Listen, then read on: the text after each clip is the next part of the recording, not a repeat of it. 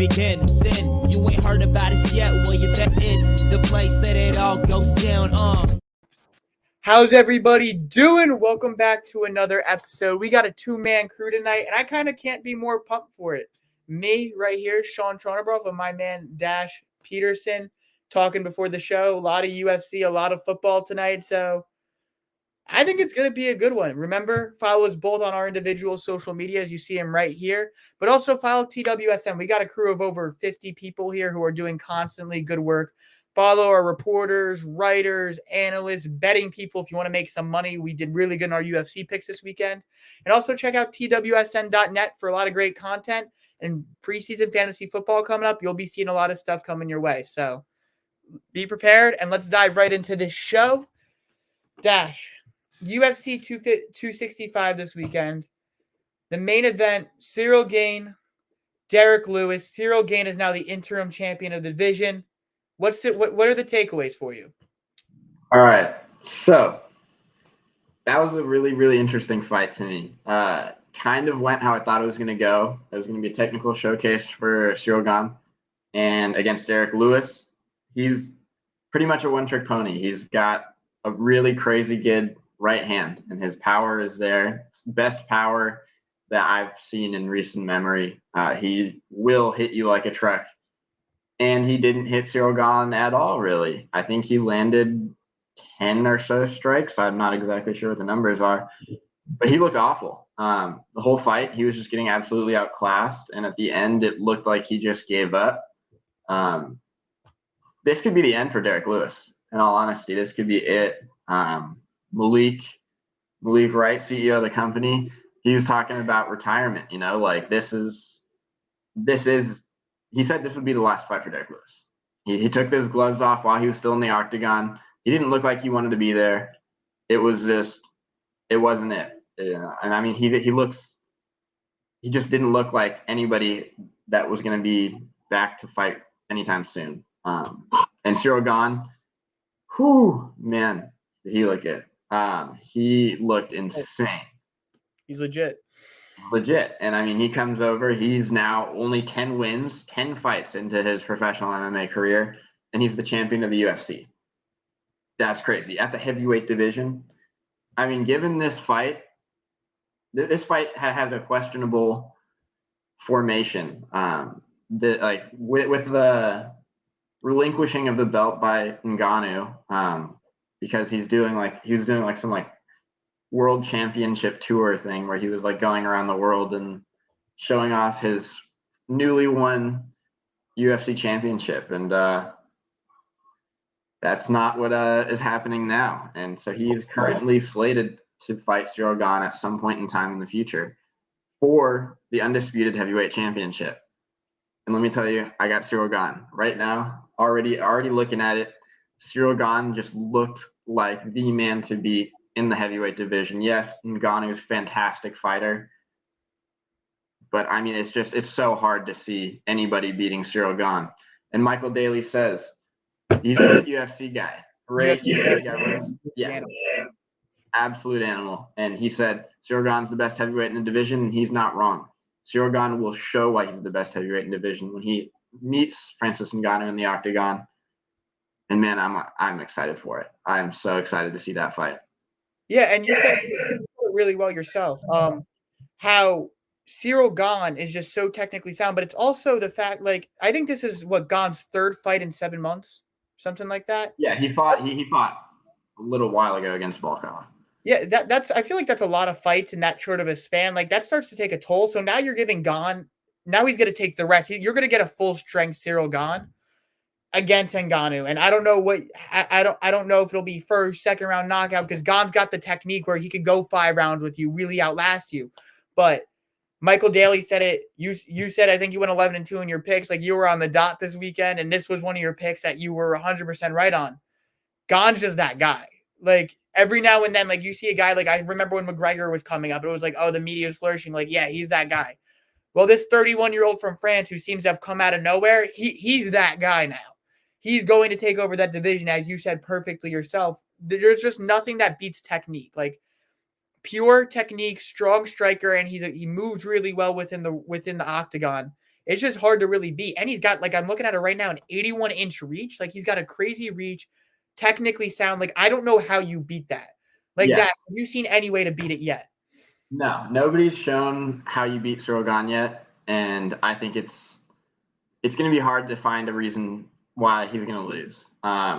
He's so good on the ground. He's so good on the feet. The speed that he brings to the heavyweight division is something that is just crazy to me. Like watching him throw these quick rights, quick straights. It's just like, oh man, this guy has it's a different level when you talk about his speed, and his chin is held up against some veteran fighters. Against Volkov, took a few hooks on the chin, and he was okay. And again, Ngannou is one of those guys who can put anybody out. Anybody in the world can get knocked out by Francis Ngannou. I firmly believe that. But I just don't see it happening. I think Ngannou is just so pure and such a good fighter. It's really such a fun time watching him fight every time. So I guess moving on to his opponent now, right? Derek Lewis, you touched on it, 36 years old, like you said, great knockout power, but it's like, I believe you used this exact phrase, it's a one-trick pony. I think we saw it, was it Cormier 4 years ago that he had his other title fight against? Yeah, he lost to Cormier. Yeah, exactly. Another very technically sound fighter.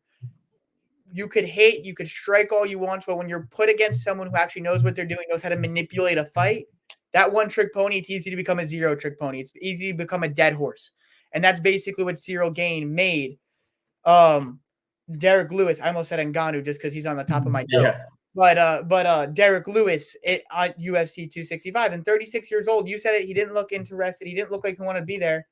Is there a point in him continuing to fight? Like I read an article on UFC 265, and they literally described Derek Lewis as someone who's never really been overly interested in winning a belt, someone who's just happy to knock people out and collect paychecks while doing it. It almost made me laugh a little bit, to be honest. But when you're 36 years old, how much more does Derek Lewis have to prove? He's gotten his checks. He's gotten his bag. He's knocked out a lot of people. What's left for him?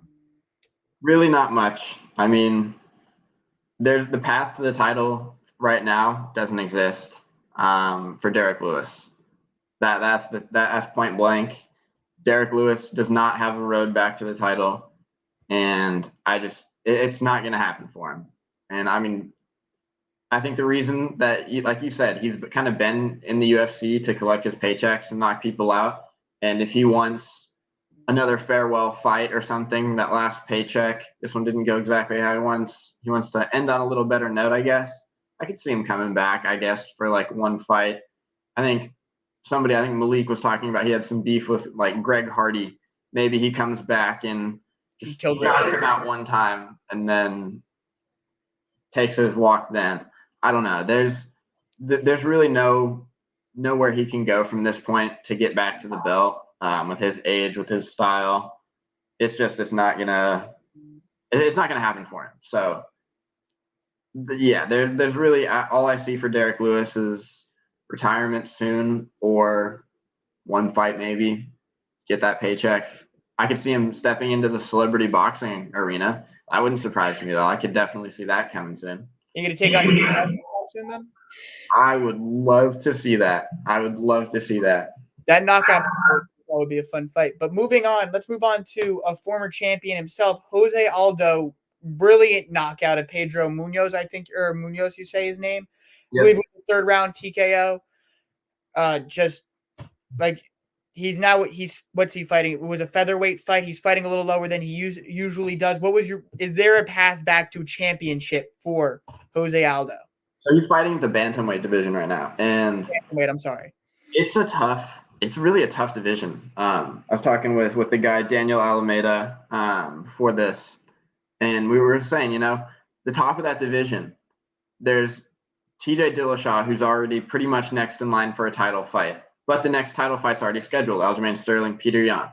So that fight happens, then TJ Dillashaw gets a shot. I think if Corey Sandhagen – I still think Corey Sandhagen has a path to the championship. He didn't lose convincingly to TJ Dillashaw. Yeah, he lost, but some would say he won. And I think that he showed that he has the fighting skill to be a champion.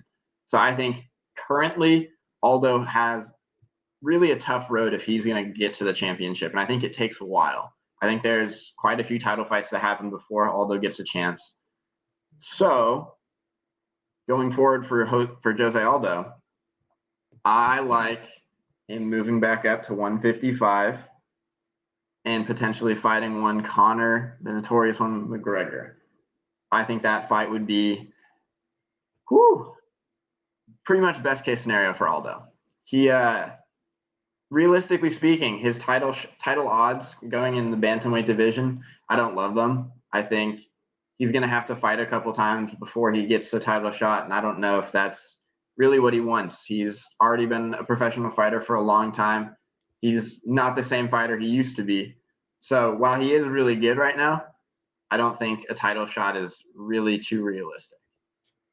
So you're saying just go get another bag, then go face like there's no bigger bag in MMA, UFC, boxing, pretty much. Like no, there's no. I mean, boxing obviously it always pays more as an institution, but there's no more publicized fight I feel like than a Conor McGregor fight in combat sports. So you think that's really the farewell where we're at in Jose? There's no more path back to a title. I don't see another title going around Jose Aldo's waist, but I do see a pretty hefty bag if that fight gets made. I think it's not out of the question because Conor has now lost to Dustin Poirier twice in a row. It could make sense that Dana White wants to see him fight one time, show against a good fighter still. Jose Aldo, like we're saying, we're talking about the potential for him making a title run. This is a great fighter still. Mm-hmm. If Conor McGregor shows, yeah, I can beat Jose Aldo, then yeah, I think he deserves a chance against a guy like Dustin Poirier again, potentially. And it could even be for the belt. That's like realistically speaking, Poirier, if he fights Oliveira, I like Poirier there. And Conor could be fighting for the belt. But I don't know if Conor loves this fight because Aldo is a good fighter right now. And it wouldn't be the biggest bag Conor could get. He could make more money elsewhere. But I think it's one of the fights he could be kind of forced into almost. You think so? Just like from your perspective, what didn't Aldo show you that he's no longer, like we just said, knocked him out, really good fight. He's an elite fighter still, but what's holding you back from saying Jose Aldo could put that title around his waist one more time? The competition in this division and the waning gas tank. Jose Aldo, for the last couple of fights, he gets into the third round, and yes, he had a third round TKO. Great job. He finished the fight, but he hasn't looked fresh when he gets to those later rounds. And if he makes it to a 5-round fight, I don't love his ability to finish against the top fighters in this division. I think that they would be longer fights, 4 rounds, 5 rounds, go the distance type of fights. And to me, although he won't make it, he's not going to be able to keep the pace with guys like Aljamain Sterling, with guys like Peter Yan. It's just a tough one for me to see in there. Yeah, I don't think he gets there. So I think the only thing holding me back really is the competition. I think it's unfortunate for him how good the top of this division has looked. Just because I think guys who deserve it more, they're 3-4 in front of him waiting to get their shot. So it's just bad timing in a crowded division for Jose Aldo. So moving on to, you wanted to touch on a couple of the preliminary bouts. So to start off, we're going to talk about, there was a controversial scoring between Bobby Green, Rafael Fiziev, I believe you pronounce his name as the win. Fiziev won, now goes to 10-1 in his career. What was your really takeaway from those fights? So my takeaway from the Fiziev fight. So I think he's an up and coming superstar, right? So he's an instructor at Tiger Muay Thai, which is a great gym. It's where Peter Yan fights, and he's fighting for a title that he lost via an illegal strike against Aljamain Sterling. So he's a champion, former champion. I think he could beat this. I think he could beat Aljo in this fight coming up. We'll see. It's not my official prediction, but I think Fiziev is he fights with Peter Yan. He's really just that same kind of caliber of fighter. I think he has the potential to be a champion. I think his skills are great, and against a guy like Bobby Green. So this was one of my calls in our pre-show, our UFC 265 pre-show. I think this is going to be the fight of the night. I think that this is the way these styles match up. Bobby Green, he will stand there and he'll bang, and he's one of the most durable guys in that division. He will take shots, and he'll stand there and wave you on, give out his chin, yeah, come hit me, and take it.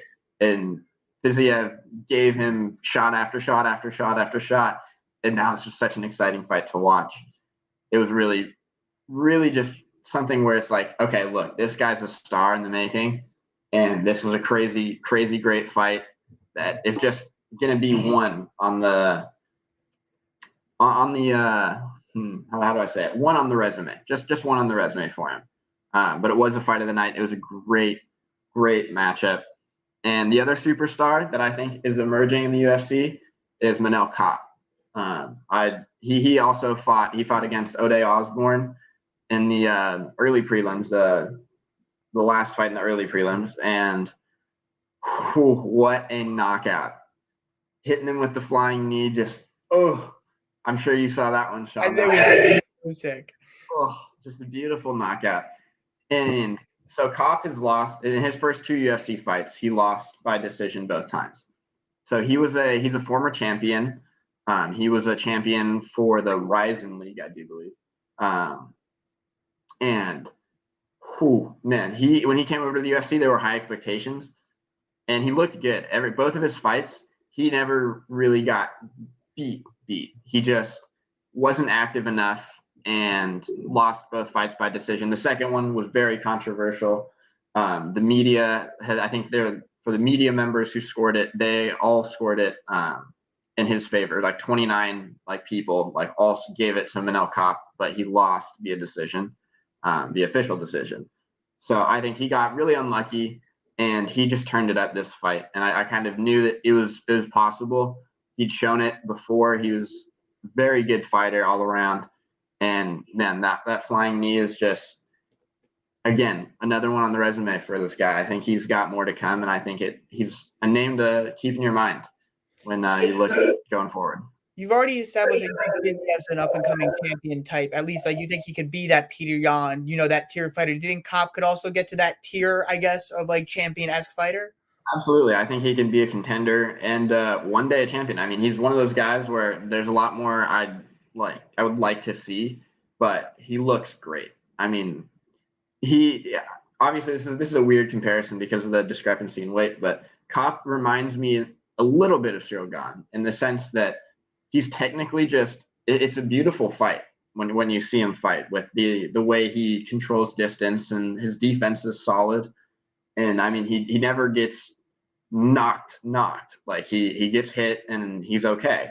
And same for Cyril Gane. And I think, man, the Cop film before, when I was watching film before this fight card, I was like, oh man, there's no way. He's such a patient fighter. There's no way he loses this against a guy like Ode Osborne. And he didn't lose it. He won it in dramatic fashion. All right. With that said, we're going to be moving on from our UFC talk, but make sure, Michael, you saw Michael Daly comment before. And if any of you, anybody else watching want to say something, comment, do it. We want to interact here. We want to talk to you, but we have Michael Daly, Dorian Wright. They do strikes and submissions every week here. Fantastic, fantastic UFC show. I'm just getting into UFC now, and I got to say, those guys are just an entertaining watch.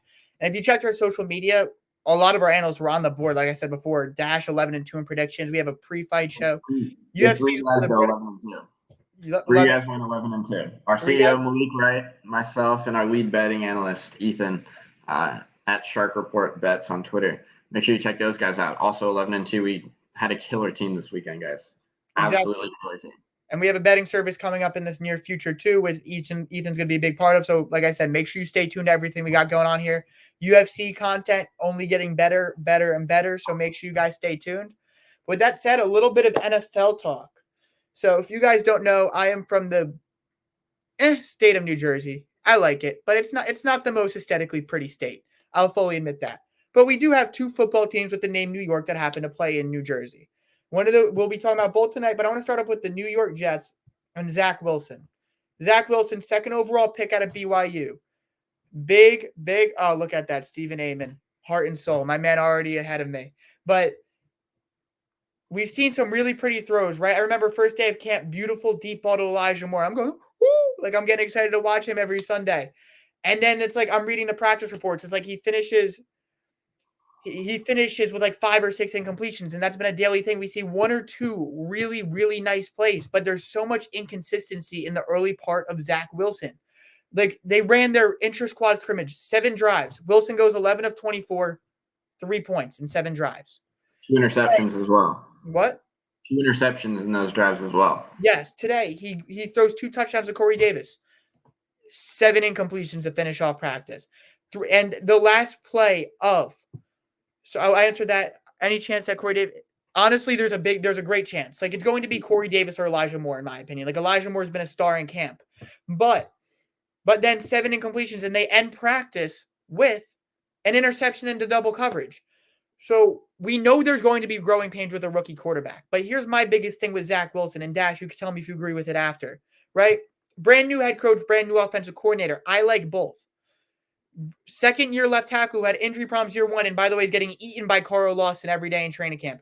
Rookie left guard, newly signed right tackle, and then like you have Connor McGovern and Greg Van Roten in the middle there. Good, not amazing. Like on paper, we talked about it before the show. Offensive line shouldn't be that bad. It should be a good unit that has the potential to be great, but also has the potential to go downhill pretty quickly. And then the receivers are still a work in progress, right? 2nd round pick Elijah Moore, brand new free agent signing. Like everything on this offense is brand new. So I just sit here and I go, the head coach is from San Francisco. The offensive coordinator comes from San Francisco. The offensive coordinator, Mike LaFleur's brother, works in Green Bay. When both of those guys this year and last year, Green Bay got Jordan Love. They made sure he could sit and they could nurture his talent because I'm the biggest fan of doing that. This year, the 49ers, despite having Jimmy Garoppolo, who has led the team to a Super Bowl, Trey Lance, they could sit their developing packages for him. So you see what 2 successful people that they've been around have done. Why do you think that you should go with a unit that's still building and very raw and inexperienced, that you should go get Zach Wilson and put him in day 1? Just the logic behind me baffles me. Like Zach Wilson's an amazing talent. Off-platform throwing, wow. Mobility, there, it's a plus. He could scramble after the play. Swagger, there, it's a plus. Some people call it cockiness. I give him swagger. But injuries kind of killed him a little bit at BYU. Got healthy for the last year. And they didn't play any big games because of weird scheduling mishaps because of COVID. And then you're going to throw him right into NFL lights with no veteran? The first day of camp, the other 2 quarterbacks he was looking at was James Morgan and Mike White. Neither of those guys have thrown many NFL passes, if any, in regular season. I know Morgan hasn't. I thought the Jets should have had Morgan throwing passes so they'd get the 1st overall pick because he wasn't ready to start. Mike White's just there. They signed Josh Johnson, who's had more starts in the AAF probably than the NFL. So why was that the logic where you just watch what happened with Sam Darnold to this franchise and you say, let's do it again? The definition of insanity is doing the same thing over and over again and expecting a different result. Zach Wilson is such a remarkable talent. Like, I can't get over it. Like, some of those throws I'm seeing in the training camps, the one that are making me go, ooh, like I said before, get me excited. I'm really looking forward to seeing. But I also know I'm going to be seeing a lot of double coverage interceptions that I feel like could be avoided if they just had a veteran for him to look up to before Josh Johnson, or where they wasn't just like he's thrown right into this fire. I don't know about you, but I feel like they're setting him up for failure in the intermediate. Long term, we'll see, but I'm really worried right now. Yeah. So let me take you one step further on the coaching staff too. First year quarterbacks coach as well. Rob Calabrese coming over from, I think he was one of the quality control coaches for the Denver Broncos. They tried to make him start that game that Kendall Hinton started and him activated. Yep, that's the guy. So, I mean, he's coming over as your quarterbacks coach. So you have a first-year head coach, a first-year offensive coordinator, a first-year quarterbacks coach, a rookie quarterback first year with no veteran presence in the locker room at the position. You got your second best receiver potentially, rookie. Your starting running back potentially, rookie. You got a lot of people in their first years, and I don't really think they're trying to win that much this year. So I don't think they're overly worried about putting out a bunch of guys who have no experience, because I don't think the Jets are really in that locker room seriously looking at the Super Bowl this season. And in the words of Coach Saleh, Bob Saleh. I'm sorry, I'm not 100% sure on that one. Robert Saleh. Yeah, Robert Saleh. He says it's going to get worse before it gets better, and I think that will be the catchphrase of the season for the team. I was not okay. So Zach Wilson, yes, he's shown his flashes, but before the draft, it seems like Trevor Lawrence was the clear number one, and then at some point, Zach Wilson became the clear number two, and to me, that was just wrong. I think that was not correct. I think that I'm not saying they made the wrong pick here at all. I'm not, but I think that how sure everybody was that they were going to take him was a little bit off-putting to me, just because you talked about his off-platform throwing. And I've seen clips from training camp from both the Chicago Bears and the 49ers where Justin Fields and Trey Lance both made off-platform throws, like throwing it off balance, rolling out to their left. Both of those other guys are doing the stuff that Zach Wilson was supposed to be doing that they weren't going to be doing, you know? So there's not a whole lot of positives from Zach Wilson's training camp when you look at the other quarterbacks in comparison as well.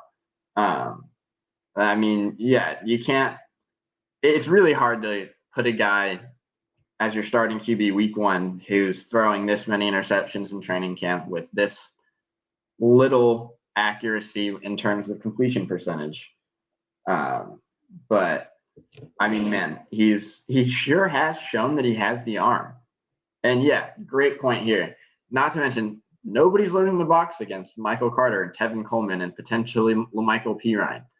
That's not a scary running back group at all. And so you're going to have 7 guys in coverage, 8 guys in coverage every single play. And Zach Wilson is throwing into double teams. He's certainly not afraid to throw it into double teams. And if you got that many guys in coverage, I'm sure he's going to be seeing a lot of double teams. So I'm not sold on Zach Wilson this year for sure. I don't think it's going to be a great year for the team as a whole. Zach Wilson will for sure struggle. I think he's going to have turnover issues that people will question. But again, there's just inexperience all around this team, especially this offense. They're so young in terms of coaching and playing. And yeah, I mean, not going to say the Jets have a chance to win the division because they don't. I think they're coming last in the division. I think it's pretty clear that they're going to be coming last too. So I'm not too worried. If I'm a Jets fan, I'm still just thinking long term. I'm not thinking that this is going to come in and fix the team right away, getting Zach Wilson. But yeah, I mean, like their best defensive player at this point, CJ Mosley, potentially. I'd argue Marcus May. Quentin Williams. Yeah, okay. Quentin Williams, Marcus May, I also have to put up there. But CJ Mosley. Thank you. I mean, he was the highest paid linebacker until this offseason, and he didn't play last year. We don't know. Yeah, or the year before. Like he's taking years off of football. We don't know exactly what we're getting back. I'm sure we're still getting a competent starting linebacker. But do I think you're getting Patrick Willis? No. And would having Patrick Willis even on this team matter? No, not at all. Yes, there are things to be excited for if you're a New York Jets fan, and Zach Wilson is certainly one of them. But I think your focus is a little bit down the road. No, I'm going to give a comparison. I think that's most because like NFL fans, media, we get so nearsighted. And I think we're even doing that a little bit right now. Because like I'm just always a fan of giving guys just veteran people to look up to. Like, but when I'm looking at this setup, and I've said it since day one, since they hired Saleh, and when we knew Saleh, we knew they were going to take Wilson. Like, this has never been a secret. Look to the 2018 Bills. Rookie, raw Josh Allen. They threw him into the fire. They said, screw it. We're going to let him make his mistakes. We're going to take our bumps and bruises. Defensive first-time head coach, Shaun McDermott, Robert Saleh. Difference is Brian Daboll had some experience, not great experience. He wasn't overly impressive, but some experience as an offensive coordinator who worked at Bama before that, some NFL stints, but still offensive coordinator finding his groove. And then I look at, honestly, I'll take the Jets receiving core over what the Bills had back then. Like you had a 30-year-old Deshaun McCoy whose rushing numbers might have been deflated by the fact that Josh Allen threw 52%. So it's not like you could stack the box on him. But the best receiving option there was probably a raw tight end, Logan Thomas, who had 77 yards because he was still figuring out the position. But the leading receiver was Zay Jones, Robert Foster, then Kelvin Benjamin. Like that has to be the comparison you look at because you're going to be like, okay, we are going to take our bumps and bruises with Josh Allen. But for every Josh Allen, you get a Josh Rosen. You get a Dwayne Haskins. Right? Like I look at you get a Jared Goff who looked nice for a minute, but the Jets would love a Jared Goff right now. They would love a Jared Goff going to the Super Bowl as a very young quarterback. But the point still stands. But even then, I look at what Josh Allen had. The quarterback room behind him was Nathan Peterman, GOAT, even if he sucked. Veteran presence right there. What? He said veteran presence right there. He was in his second year, but we'll take it. But then you had Derek Anderson and Matt Barkley also on the roster. Those are actual veteran presences. People who really had seen that stage. Derek Anderson was a decent starting quarterback for a minute in the NFL. What, for the Browns or the Raiders? I think it was the Browns, and then didn't he have a stint with the Cardinals where he was solid as well? He might have. The Cardinals had some. Or it was Carolina. He had a year with Carolina where he started 9 games. I'm looking at it right now. He was a long-term backup with Carolina when Cam Newton was there. He was Cam Newton's understudy, and then he went 10-5 with the Browns. He led the Browns to a playoff appearance. So, that's still a veteran presence that I think that you could sit there and learn from that Zach Wilson lacks. Yeah. And this comment right here from I Am the Playmaker with a gorgeous picture of Julius Randle, most improved player. Exactly that. Realistically, the goal for the Jets should be changing the stigma, which is what the Bills did year 1. Right? You brought in the culture-changing head coach, is what you thought Saleh would be, like McDermott was. And then the Bills, who had been perennial losers for 15 years, it felt like ever since they made a few Super Bowls, they improve, they get better. They take those bumps and bruises. You give the team reason to be excited. Now, Corey Davis, I don't think he's an elite receiver, but he's a reason to be excited. Elijah Moore, trust me, reason to be excited. Zach Wilson, even if we could argue about where he was ranked, I had him as my QB2. As much as Fields, Lance could do that stuff, I was very skeptical of Lance, I'll be honest, but I think he's in the perfect landing spot to where in 10 years we'd be like, oh my God, how'd you sleep on Lance? He had Kyle Shanahan. But Wilson, I think he was better off platform than those guys. And he just brought the charisma a lot of those guys didn't. And really, I just thought his arm slottage was the best. You know what I mean? Like that stuff you see Mahomes doing, the stuff that's becoming more and more technique, the stuff that Matt Stafford, as Aaron Rodgers once said, gets underrated for, the sidearm, the overarm, the whatever you want to call it, where we're seeing 9 different arm slots nowadays releasing the ball. Zach Wilson did that better than anybody, and he could do it from wherever, even if he was getting tackled. So that's why he was my QB2, and he's definitely a reason to be excited.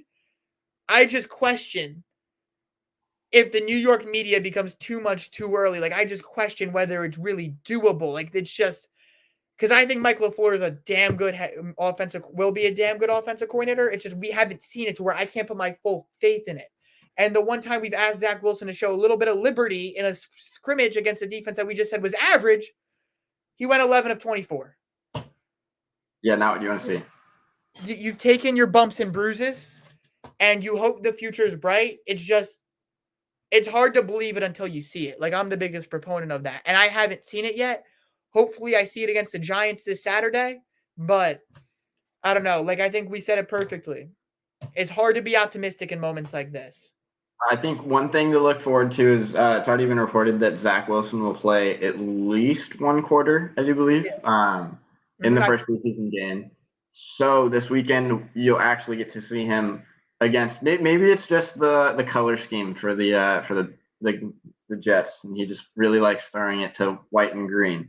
Maybe we'll see a giant change when we see him face the Giants. No, but in all seriousness, like you said, like Corey Davis is he's actually somebody to be excited about this year.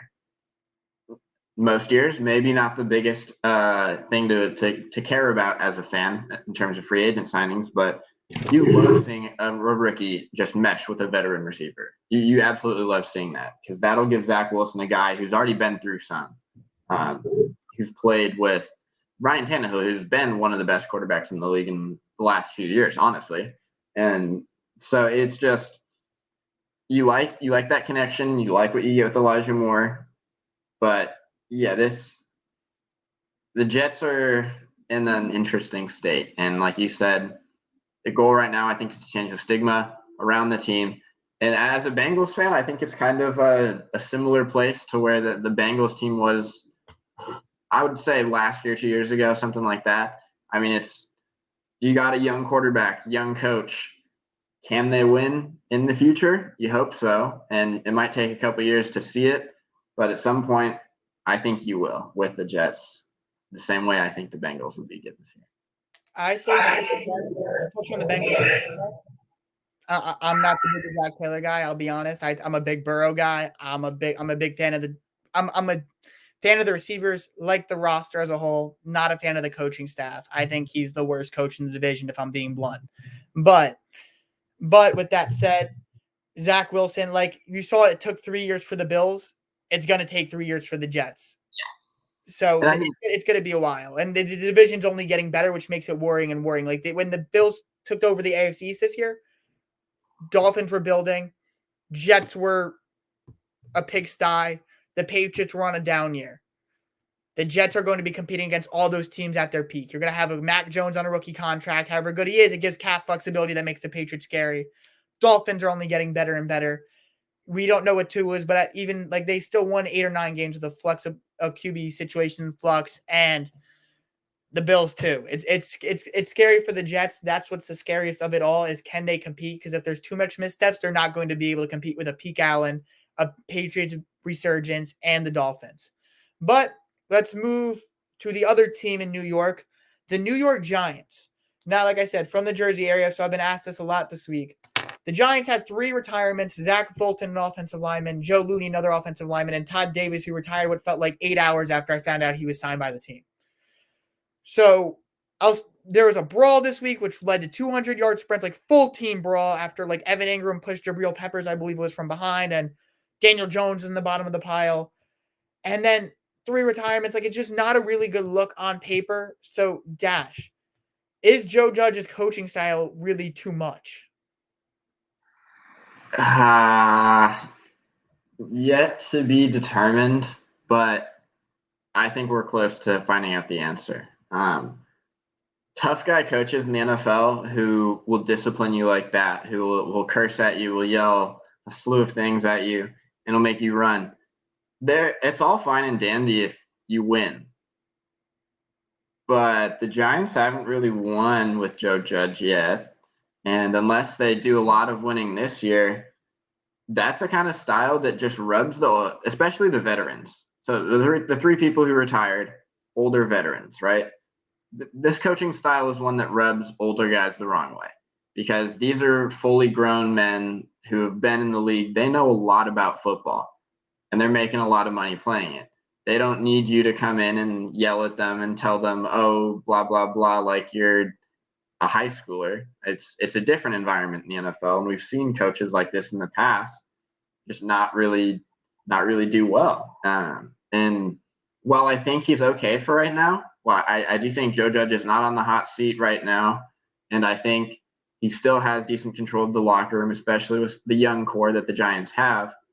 But I am worried going forward about Joe Judge, just because we saw it almost a little bit with the as a Bengals fan, I saw a little bit of it last year when you got a coaching style that doesn't mesh with the older guys in the locker room, and that just creates dissent among the team.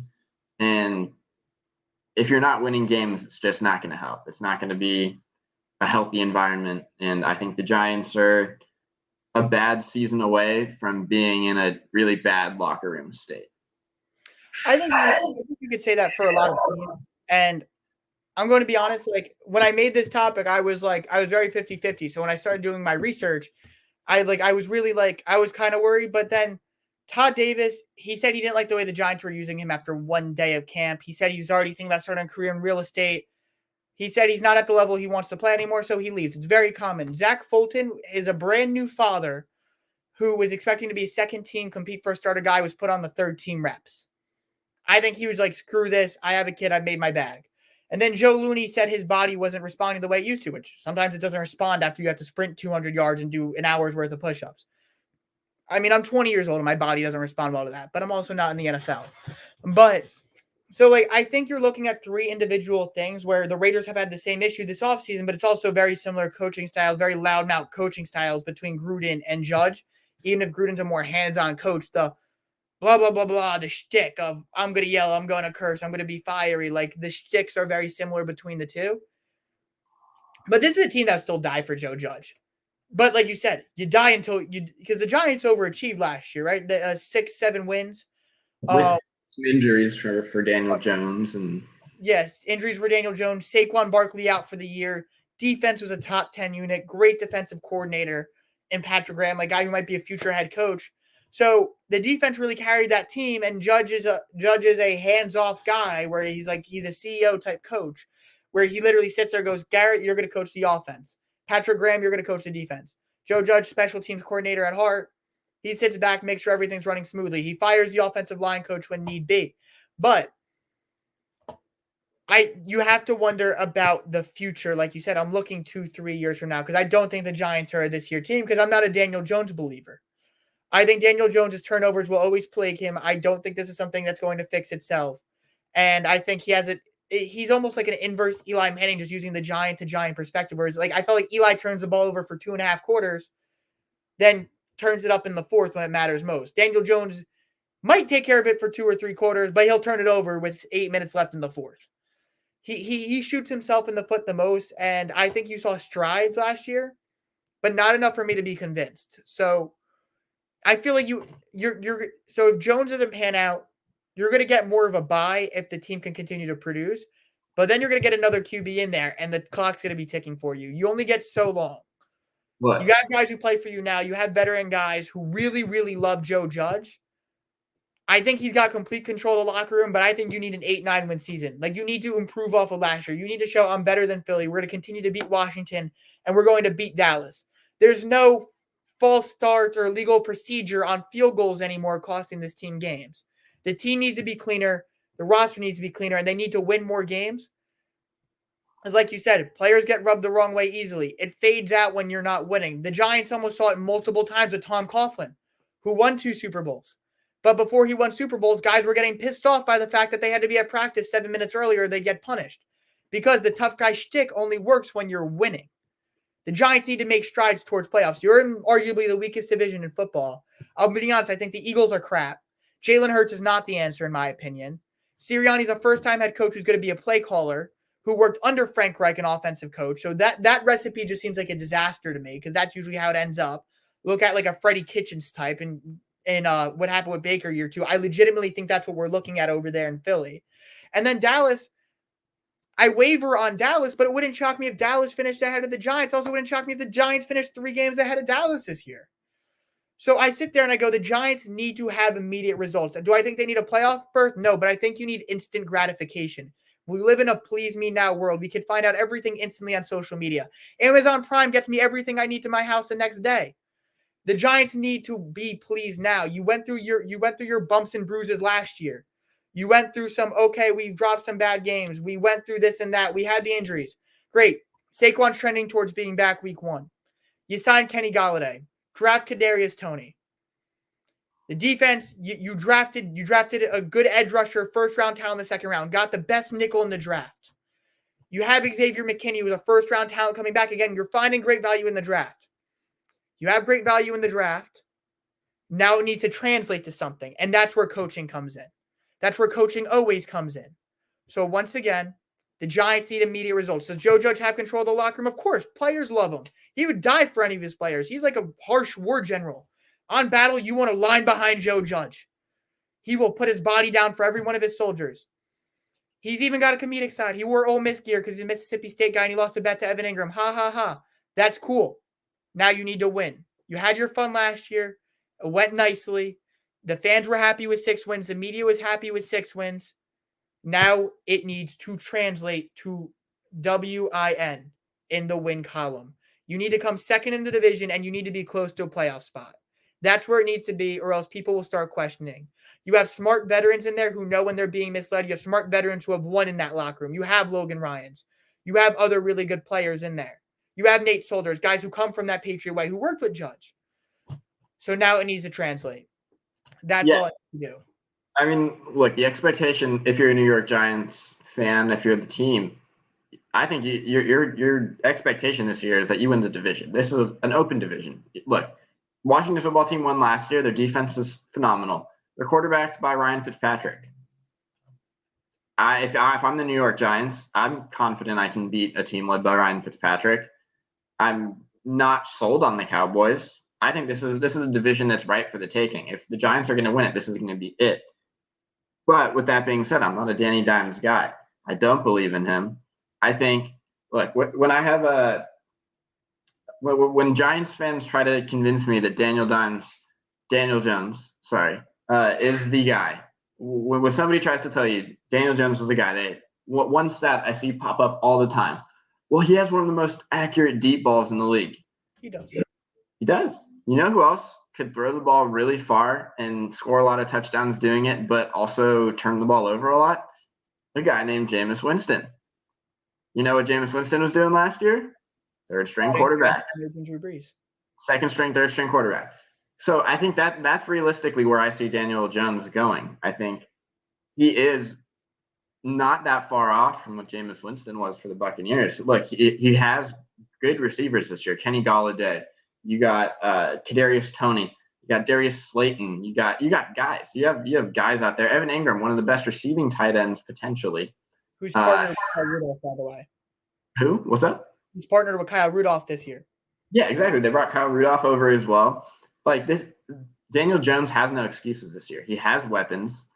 I mean, yes, his offensive line, not phenomenal. The Giants do not have a great O-line.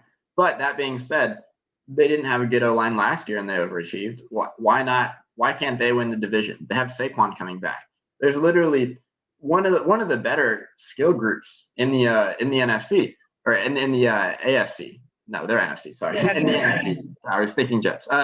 Yeah, so they have one of the better skill groups in the NFC. And I mean, there's no excuse for Daniel Jones. This has got to be the year that he says, "All right, I'm going to take this team to the playoffs." If he does it, great. That would be great. I think the Giants need to have another guy. They haven't since Eli. And yeah, Daniel Jones is the first guy since Eli, but I don't think he'll be the last one before they find their next franchise guy. So yeah, Giants fans, I think you want to win the division this year. You kind of need to. Leslie in the comments said, big year for Leonard Williams. His help on the line of scrimmage seems to be needed in the run defense and the pass rush. I think if Leonard Williams can have a huge year, that this can help the defense. I mean, the defense was good last year. Like they were surprising. When I watched them, the names on paper didn't jump out at me and say, oh, this defense is going to be great. When you watch them, their zone blitz scheme, the way that they just manipulated defense and young quarterbacks, they were really smart. And I think that's a defense that is going to be better this year. And with a way improved offense, they have to be thinking playoffs. And if they don't get there, I think that could be it for Daniel Jones. And with these coaching question marks next to Joe Judge's name, I don't know if the next quarterback comes with a new coach. It wouldn't surprise me, but I also could see Joe Judge getting one more shot with somebody else. I'll be honest. If Daniel Jones doesn't work out, I don't think the quarterback comes with a new head coach. I think it comes with a new offensive coordinator. The Giants, it was a very bland, like they were force feeding Evan Ingram last year. And I get you had injuries, but Darius Slayton could stretch the hell out of the field. They weren't using his deep ball. And like we just acknowledged the stat that Daniel Jones has an elite deep ball. Golden Tate is a great safety blanket. He's no longer in the team, but didn't use him to his full potential. The Giants were not using that roster to their full potential. They had an offensive line that couldn't protect it. They weren't running a lot of quick hitters with your safety nets. They were dropping 8 yards back and then throwing the check down to Evan Ingram. Use Evan Ingram more on tight end screens. Throw some end arounds. Like you bring in the ultimate ultimate X factor in this year's draft. Kadarius Toney, not the greatest route runner, but that dude's limbs move weird. Like his limbs can move 4 different directions and he misses defenders with it. Like his leg, I swear, bends like this sometimes. And it like shouldn't, but then I see him still running to the end zone and nothing's torn, so I'm okay with it. Like he's just such a unique special athlete after the catch. Evan Ingram could mismatch. Kyle Rudolph, ultimate safety blanket. Galladay, Slayton, stretch the field, go long. Saquon out of the backfield. Like you could do so much with this offense. And they could have done it last year, even before Saquon went down. The 3 games he was healthy, they didn't do anything with it. Sterling Shepard, when he was healthy, they didn't use him in a way that was productive. They didn't have a good offensive line, and they were running to like, or the plays they were running were plays that were designed like 6-yard, 7-yard, 4 or 5 second plays that you do when you have an offensive line. So you need to call better plays. You need to run quick hitters. You need to make the defense respect the deep ball and open up for Saquon Barkley. And I don't know if Jason Garrett's the guy to do that. I think what ends up happening more than anything is you go, okay, Garrett, the game's passed Jason Garrett by. He was cute in Dallas, assistant of the year in like 2008. It's been 15 years since that. So you're going to go, okay, cool. We're going to bring in a young offensive mind, a guy who could really nourish the next QB. And then that's going to be it. But it's enough time on Joe Judge and the New York Giants. But I think Dash completely right. You got to think playoff or bust. I think Washington takes the division right now. I think they have an underrated group of core. I think they have I think they have the best tight end in the division, the best wide receiver in the division. Obviously not the best running back, but they have some good offensive line pieces there. Brandon Sheriff, the number 1, obviously, and then a damn good defense. So that's and I think they have the best coach in the division too, and they have a good defensive coordinator.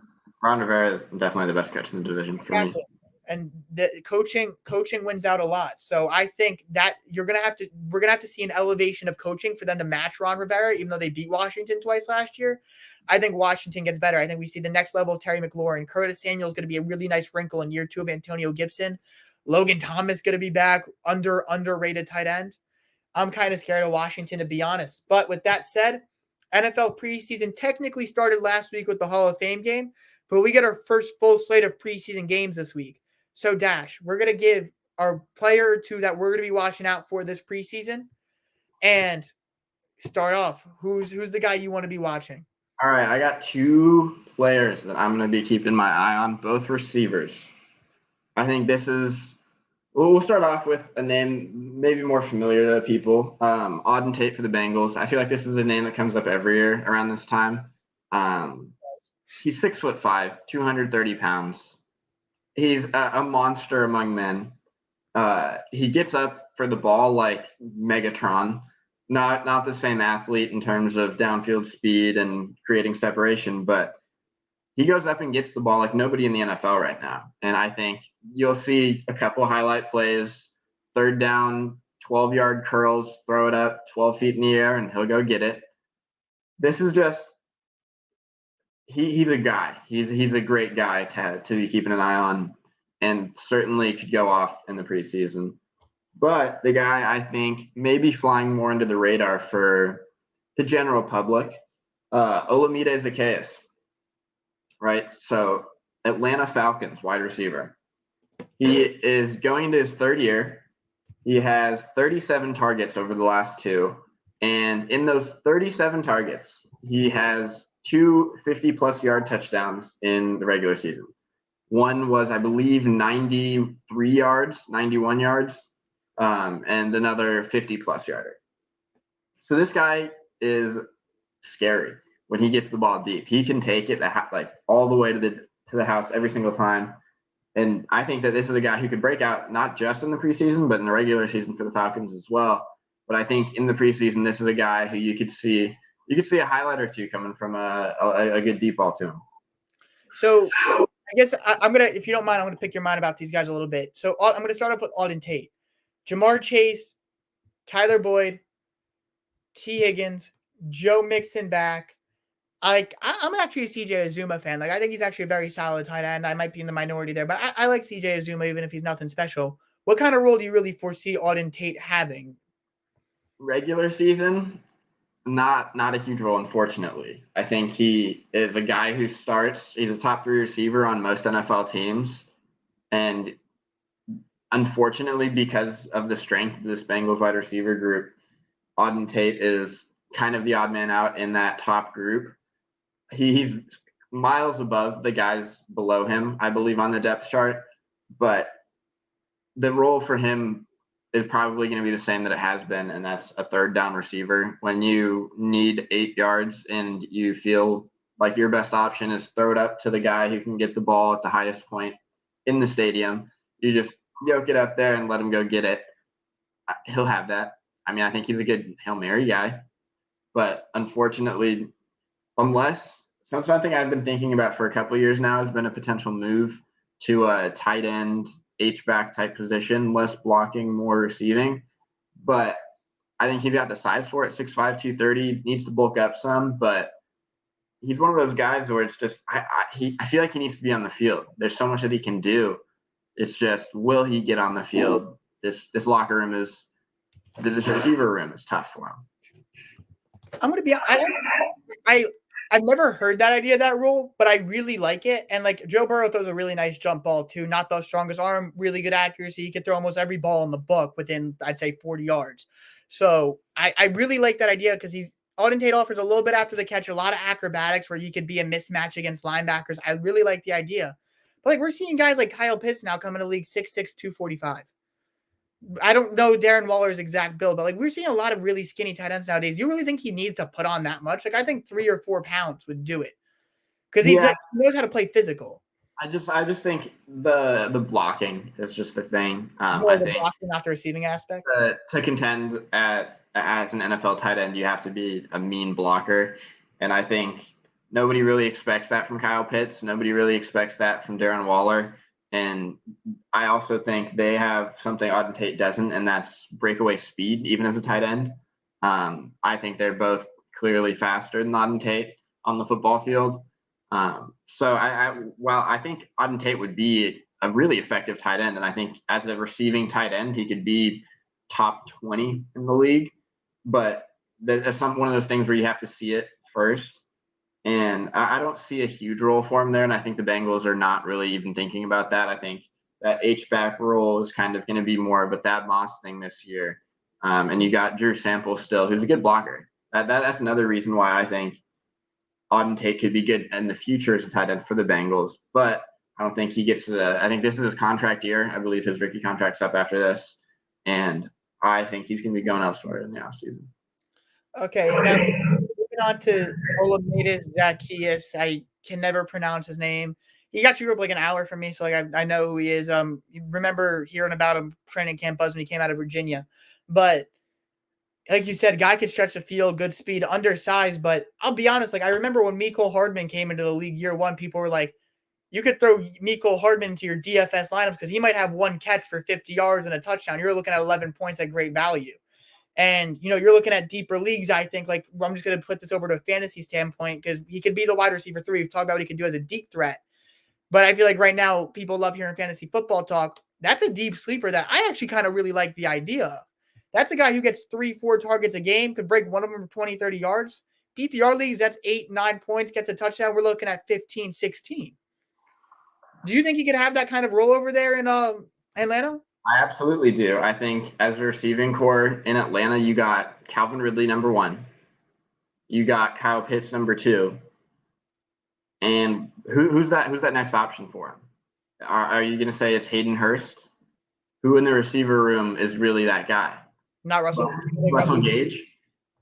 I mean, he's okay. He's an all right like receiver, but I think he doesn't have the skill set to just take control of that spot and say, look, I'm going to be the number 2 guy at receiver. I think that there's room in that offense for a guy like Zacchaeus to be great because, I mean, look, you send Calvin Ridley deep, 2 guys guarding him. You're not covering Calvin Ridley deep one-on-one. And if you do, you're going to get burnt. But if you don't, if you do that, you open things up on the other side because I guarantee you safeties are going to be more worried about Kyle Pitts than Olamides Zacchaeus. I guarantee you, if they're be able to send Zacchaeus deep and let Matt Ryan throw it to him, I'm not in love with Matt Ryan's arm strength as of right now, but I think he can still sling it, and I think you could see a guy like Zacchaeus catch a few deep balls and catch more than people think. He had in his last season, he did have a few games with more than 5 targets. And in one of those, he had over 100 yards with a touchdown. And so just with more opportunity, I think, which he will have with Julio Jones gone. I mean, the receiving room is the exact same, except there's the number one guy gone. So I think there is certainly room for people to step up. And for a guy, especially like Zacchaeus, who's shown that he can connect with Matt Ryan on those deep balls and on more. I think not only is it a fantasy value, I think he's going to bring real value to the Falcons organization. So move on to my guys now, and I'm going to kind of go off a theme that you put there. Like whenever you want to look at breakout receivers, like year one guys, especially lower drafted guys, are really hard to predict. You know, we could talk about guys like we mentioned before, Elijah Moore. We're going, oh wow, blah blah blah. But like those second, first round guys, they're always going to get their opportunities. It's like when you start going deeper and deeper, I feel like it's usually year 2 they really start to break out. You don't see too many Stephon Diggs, who was a 5th round pick, year 1 really steps on. Those are few and far between. But I feel like, you know, we do see a decent amount of year 2 guys carve a role. And one of the things you always have to look for is vacated targets opportunity. Now in New Orleans, we suddenly have a lot of vacated targets with Michael Thomas out. And Emmanuel Sanders gone. Emmanuel Sanders gone, and then nobody knows how to find gems better than Sean Payton. Tre'Quan Smith's been a consistent contributor. They had that guy Tommy Lee Lewis there. Go all the way back to Marquise Colston, who was like a 7th round pick out of like Hofstra. I didn't even know they had a football program. I thought they were just another mid-major basketball school. But they know how to find really good gems. Even Jimmy Graham as a tight end was known as a basketball, but also played college basketball. Like they know how to find really good depth guys there that can carve roles. The latest guy is Marquise Callaway, 2nd-year undrafted free agent out of Tennessee. Guy had weird spurts of production last year, right? I'm looking at his game logs right now. Week 5 against the Chargers, 4 catches, 34 yards. Bye week, comeback week 7, 8 catches, 75 yards against the Panthers. They're giving him targets. And then it's like he disappears for 5 weeks, and then the last 2 games of the season, he gets combined 6 catches, 3 catches each game for almost 80 yards. And there's been multiple games where he's averaging 15, 16 yards per catch. He could stretch the field a little bit. And he could stretch the field. He can run over the middle. He can make catches in tight spaces. Not the most refined route runner, 6'2", 210. So he's got a decent frame, not an amazing frame. But I think this is the guy that Sean Payton starts feeding. I think he's a guy who can catch in tight spaces where he doesn't need to make the greatest separation, and you need to throw the ball somehow there this year. And Marquise Callaway has been dogging in camp. He has been absolutely a monster. The reviews are rave. They are going absolutely crazy for what he can do there. The talent has always been there. The complaint about scouts was like his film didn't match up to the natural talent you would see spurts of. They're like, oh, he didn't play up to his speed or he didn't play up to his size. It takes longer for some guys to figure out how to do that consistently. I think Marquise Callaway might be that type of guy where it takes him an extra minute or 2 to get there. And you're putting him with an offensive mastermind. Now, the question for me is, who is the quarterback? Because if he likes to stretch the field, he likes to make tight window throws. Jameis Winston will feed him the football. Jameis Winston will feed him the football, where I think that dude becomes a potential wide receiver 2 in fantasy football. And I think he might end up being the Saints wide receiver 1 this year, which will be some sort of volume. But if it's Taysom Hill, you're going to be seeing a lot of gitsy, gadgety stuff where Callaway, decent player, doesn't offer a whole lot after the catch that excites me. I feel like that's more of a Tre'Quan Smith game, a safety net who could do a little bit extra after. But I'm really excited for what I'm going to see Marquise Callaway. Let me look at who they're playing week 1 this preseason real quick. But I'm really excited for what I'm seeing. They're playing the Ravens because that's what I have matched up against really good corners. If Marlon Humphrey, Marcus Peters are there, you're going to see Marquise Callaway against 2 legitimate number 1 corners in the NFL. And a really good defensive coordinator, too, who knows how to scheme. So if I can see Marquise Callaway do a couple nice things there, I'm going to get really, really, really excited about his prospects for this coming season, fantasy, regular production, and even just as the Saints, I'm going to be like, okay, I might be finding a guy who could be a nice wide receiver 3 once Thomas comes back and you rebuild this receiving core for the future. But to finish off, I got 2 more guys here. So I'm going to go with my next guy, just an under-the-radar rookie I want to keep an eye on, Cade Stearns. Guy came on at Texas as a freshman, was Big 12 Defensive Player of the Year, was really good, but injuries really caught up with him, slowed him down. But when the game is in front of Cade Stearns, there's not much he can't do. He shoots like a bullet, good ball skills, a little bit inconsistent as a deep safety sometimes, but he's there in Denver with Justin Simmons, who might be the best deep safety in football. a really good deep safety. So I really like what Cade Stearns provides there. 5th round pick, but 2nd round talent. The natural talent is there, and he's been showing it in camp so far. I think he's already made 2 or 3 interceptions, a couple pass breakups. That's a guy where he's going to be playing against probably second teamers against the Vikings this weekend. Hopefully, I hope he gets some first team snaps. That's a guy I'm really going to be looking forward to seeing. I hope he could really carve himself a role and really be a really nice gem there for an already stout Denver defense. And then the last guys, these are 2 guys, Jacob Eason and Sam Ehlinger. Like, I'm just going to group them together because, like, how can you not be, like, kind of on your toes about that whole thing? Right? Sam Ehlinger is now taking first team snaps. It looks like it's an open QB battle.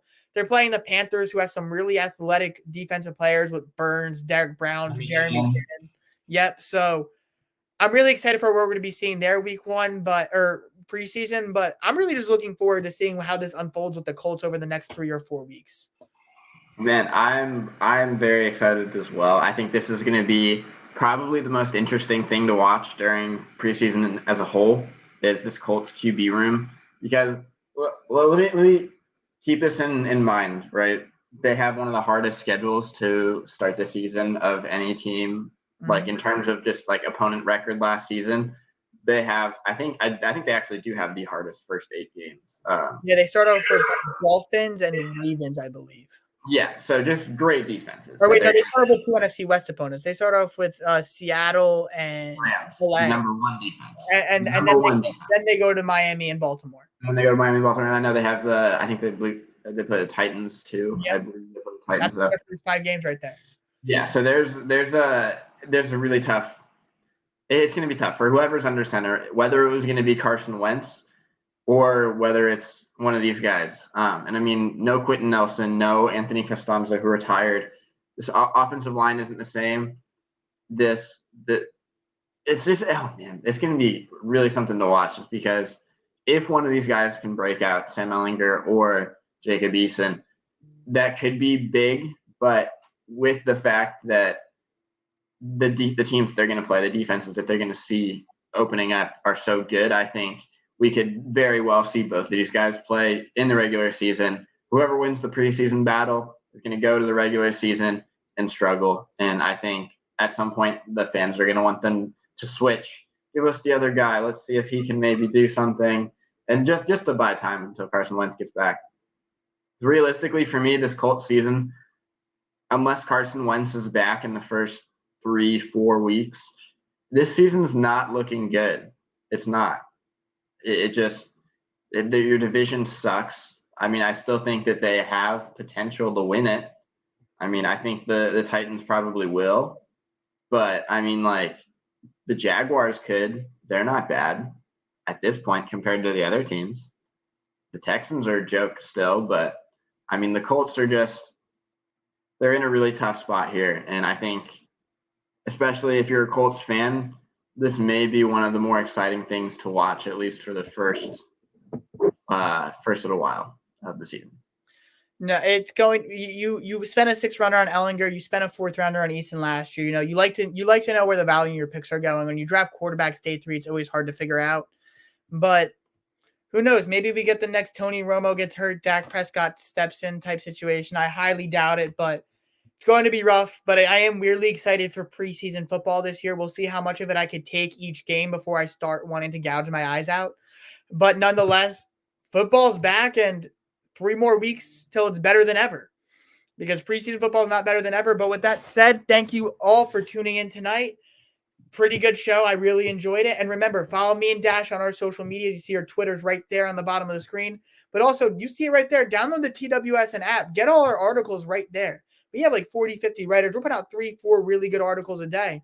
Read them all. Absorb it. It's summer. Kill some time. You have a lunch break at work. Kill some time. Open up TWSN. And if you want other ways, you see it also at the top of the screen. YouTube, you better hit that subscribe button, because we have daily live shows here. And UFC pre-shows, NFL week. Every Sunday we do an NFL show, which I host during football season. A lot of great content. We also have just daily other videos dropping. And Twitter, Instagram, constant sports news up to date. And it's where you can, another outlet for you guys to find our content. Or just go to TWSN.net and find it all right there. Thank you guys. Like I say every week, we're on the rise in sports and media. So come along, join the bandwagon while not as many people are on it. And when TWSN's in a couple years from now, you'll be one of the people who could say you were there from the beginning. All right. Thank you guys and have a good week. Get up, let me begin. This is TWSN. You ain't heard about us yet, well, you better know now because it's the place